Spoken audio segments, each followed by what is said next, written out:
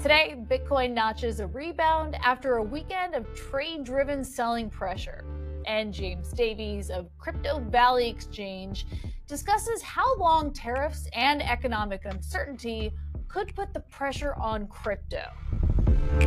By noon Eastern today, though, the cryptocurrency reversed course to $98,000 after the U.S. paused those tariffs on Mexico for 1 month. Ether wasn't so lucky, tumbling 10% in the past 24 hours to $2,700 by noon Eastern. Solana was just slightly higher at $208.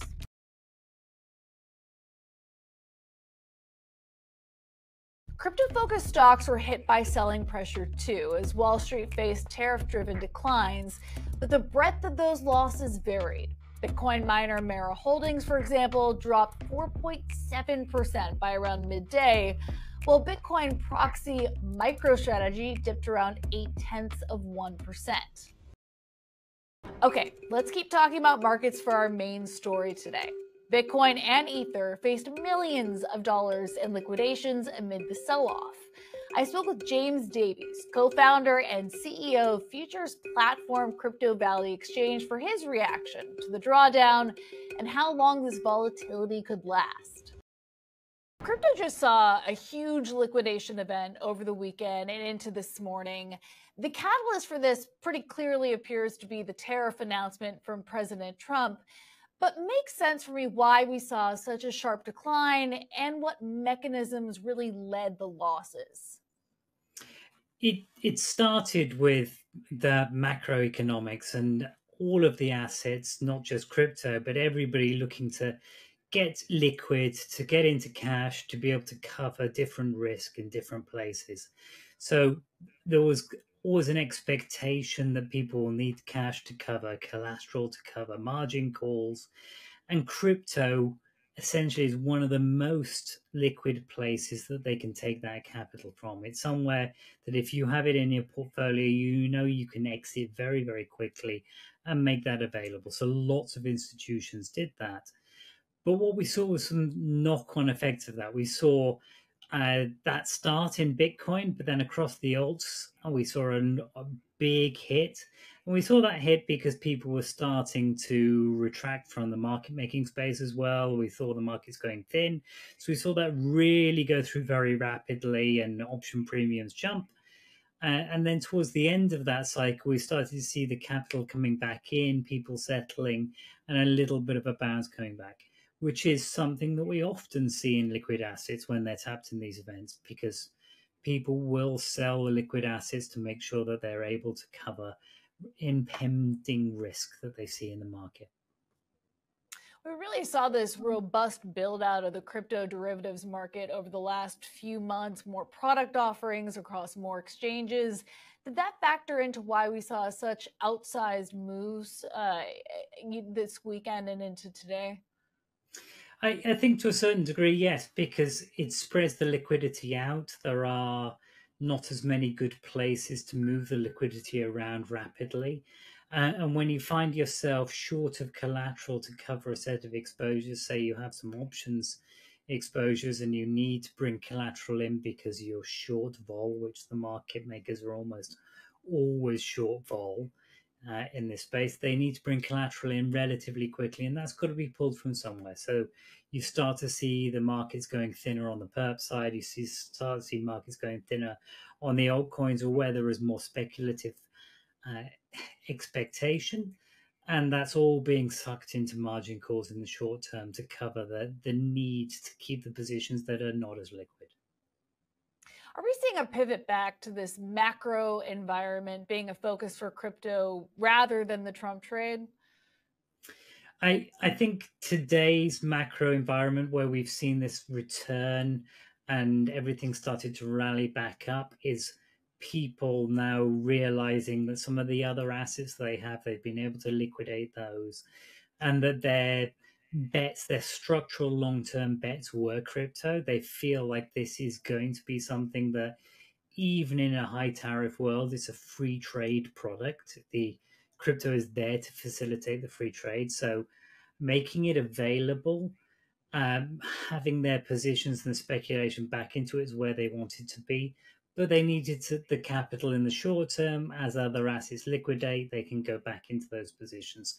So we saw a lot of that strong bounce and everything coming back to where it was. Now, some people we've spoken to have been worried about this idea of a bubble growing in the crypto market, both from excitement about the changing regulatory landscape in the US, but also because of some of the hype around meme coins, including the ones that we saw launched by President Trump and his wife Melania. Are you seeing risks of a bubble right now? And what's the market telling you? So on the meme coin side, I think that's something we've seen cyclically two or three times over the last year and a half. Uh, but that bubble really sits in a non-systemic way. It sits with a whole bunch of retail people who will get burnt, unfortunately, in that cycle as each of those memes goes into fashion, that comes out of fashion. Very few of them will remain around in the long term. More systemically, I worry about the huge explosion in OTC trading that we've had, where very large portions of the market have come away from the centralized exchanges to the large market makers, and what the risks are amongst them, and how well that understood that is. That feels more systemic. So, when you say systemic risk to the institutional side of the marketplace, what do you mean by that? I mean, we've seen a change this year in the dynamics from centralized markets towards a very large amount of OTC business.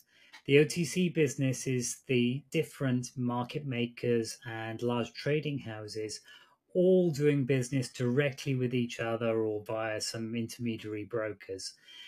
The amount of risk that they hold against each other is opaque. We don't really know. And even versus the centralized exchange, a lot of the collateralization deals there are done on a handshake. In fact, that's the standard model, is how much money you need is based on a handshake. That means we don't really know how much risk there is.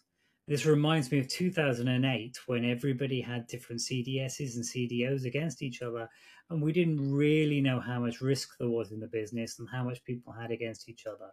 And with this big growth in OTC across the marketplace, that's where we are in crypto at the moment. Maybe not to the same scale yet, but OTC is growing much more rapidly than centralized exchanges.